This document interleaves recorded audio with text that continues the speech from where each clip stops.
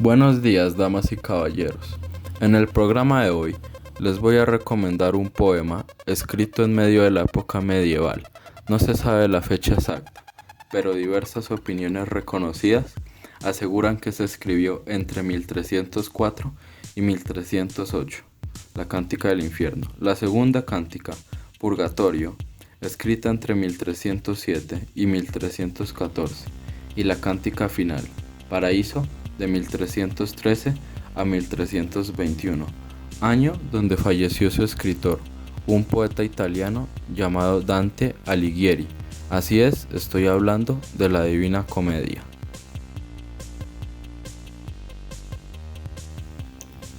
Dante Alighieri escogió el nombre de comedia a su libro porque, según la estructura clásica, no podía ser tragedia porque su final es feliz. El nombre de divina no se lo dio él, se lo dio el escritor y humanista Giovanni Boccaccio, considerado junto con Dante uno de los padres de la literatura en italiano, que la leyó y la comentó públicamente por distintas ciudades italianas. También, por ser un poema que canta la cristianidad, este suele presentarse con grandes cantidades de notas que ayudan a entender y profundizar en los personajes nombrados en la obra, que también incluyen interpretaciones de las alegorías cristianas o significados místicos que incluirían en el texto.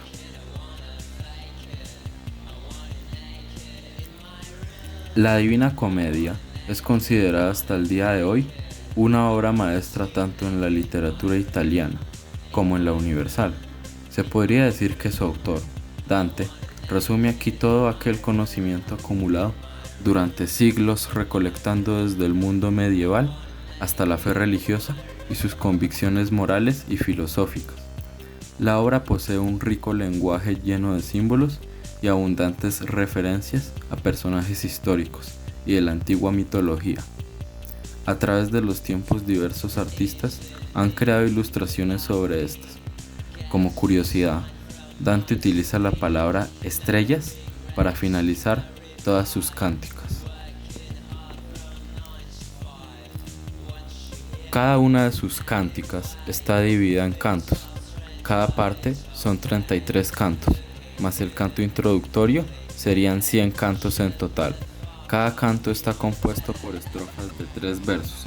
Es un poema enfocado en el símbolo del número 3 que hace referencia a la Santísima Trinidad, entre otras referencias que remiten al conocimiento y a los pensamientos medievales conforme a religión, astronomía, filosofía, matemáticas, óptica, entre otros.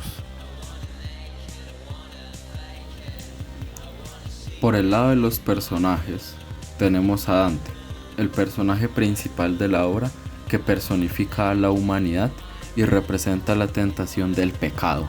Como personajes secundarios, la obra postula a Beatriz, personificando la fe y lleva a Dante a una de las esferas del paraíso, y Virgilio, que personifica la razón. Por otro lado, tenemos el paraíso, que representa el saber y la ciencia divina, el infierno, que representa al ser humano frente a sus pecados y sus devastadoras consecuencias, y el purgatorio presenta la lenta purificación de sus culpas hasta la liberación. Se narra, valga la redundancia, con detallado realismo. Es un canto a la humanidad que solo en la fe en Dios encuentra su felicidad. La obra es tan interesante que el poema en sí se puede leer según los 4 significados que le atribuyen a los textos sagrados: literal, moral, alegórico y anagógico.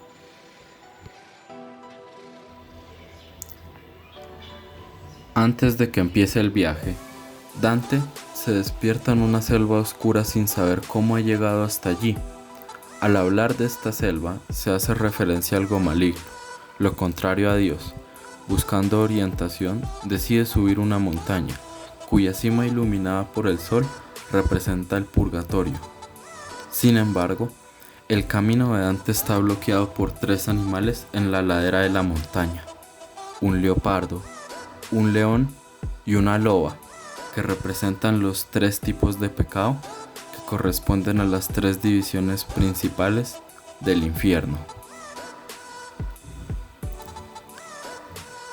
El espíritu de Virgilio aparece y promete llevar a Dante a la salvación por el largo del camino, a través del infierno, el purgatorio y el cielo. Las dudas de Dante se disipan porque Virgilio ha sido enviado por tres señoras celestiales, la Virgen María, Santa Lucía y Beatriz. Esto representa la combinación entre la razón humana con la gracia divina, demostrando que la salvación de Dante todavía puede alcanzarse. Después de entrar en el infierno, en el tercer canto, Dante aprende a través de sus conversaciones con Virgilio y con otras almas individuales que cada pecado es castigado de acuerdo a su severidad, pasando sistemáticamente de los pecados más ligeros, en los que el pecador cede a sus propios deseos, a los pecados más severos, cargados de violencia, como querer activamente el mal y el fraude. El infierno, que se presenta como una enorme cueva subterránea en forma de embudo, se extiende en círculos cada vez más pequeños y estrechos hasta el centro de la tierra. Allí, en el pozo del infierno, se sienta Satanás, atrapado para siempre y congelado en el hielo del lago Cocytus, eternamente masticando a los tres peores traidores de la historia: Judas, Bruto y Casio. Pasando por delante de Satanás, Dante se dirige hacia la salvación. Sin embargo, todos los pecadores en el infierno permanecerán allí para siempre para sufrir los horribles castigos que acarrean sus pecados.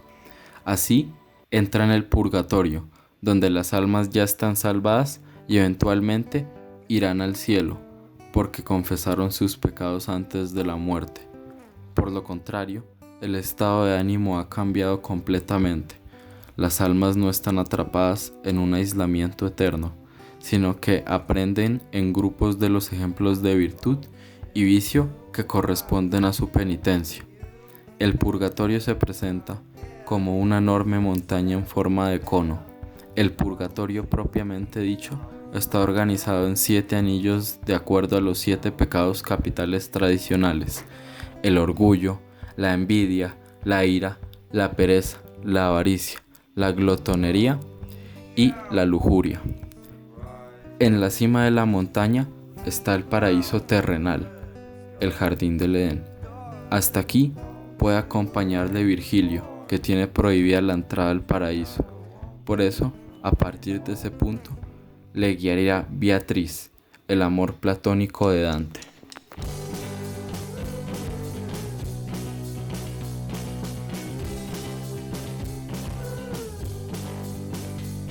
Limpio de sus propios pecados, Dante se eleva naturalmente hacia el cielo. De acuerdo con la cosmovisión Ptolomeo, el cielo está organizado en esferas con la tierra en el centro. Dante identifica 10 esferas que él relaciona con las llamadas 4 virtudes paganas de fortaleza, justicia, templanza y prudencia, en diversos grados, del primer al séptimo cielo. Las 3 virtudes cristianas de fe, esperanza y caridad, octavo cielo. El primum mobile, noveno cielo que mueve a todos los demás. Y el empyrean, décimo cielo, fuera del tiempo y del espacio donde Dios habita. El empyrean, como un estado de ser, también contiene la rosa celestial, donde todas las almas benditas residen. Las almas no residen en los cielos individuales, donde antes se encuentra con ellas, sino que las ponen allí para que pueda comprender más fácilmente su lugar en el orden divino. Las almas bienaventuradas del cielo forman una comunidad verdadera, aunque estrictamente jerárquica, que existe con un sentimiento mutuo de amor y bienaventuranza, cargado de alegría y la paz de estar en el lugar apropiado en la creación de Dios. Dante evoca en imágenes de luz lo que está más allá de la experiencia humana, como el resplandor de las almas benditas y la visión de Dios de Dante. Bueno, muchas gracias por escucharme y ya saben cuál es la recomendación de este episodio. Los animo a que lo lean porque se oye bastante interesante este poema. Sin más, me despido. Les habló Pablo Andrés Parra.